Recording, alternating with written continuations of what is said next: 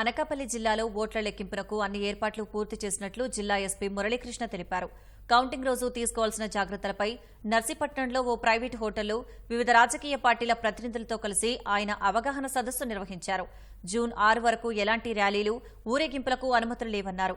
Counting రోజు ఎవరైనా అల్లర్లకు పాల్పడితే కఠినమైన చర్యలు ఉంటాయని హెచ్చరించారు.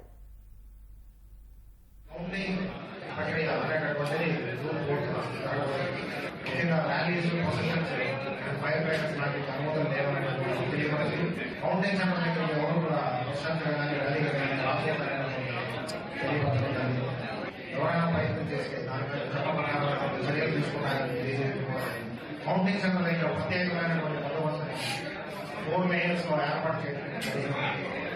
ఎట్టి పరిస్థితుల్లోనే చట్టాలు వ్యతిరేకమైనటువంటి కార్యక్రమంలో ఎవరు భాగస్వాములు కాకూడదని, అలాంటిది ప్రత్యక్షంగా కానీ పరోక్షంగా కానీ ప్రోత్సహించకూడదని మరొకసారి తెలియజేయడం జరిగింది. సో సోషల్ మీడియా వేదికలలో ప్రచారం చేసినా దాన్ని ప్రత్యక్షంగా పరోక్షంగా చేసినా దానికి కూడా వాళ్ళు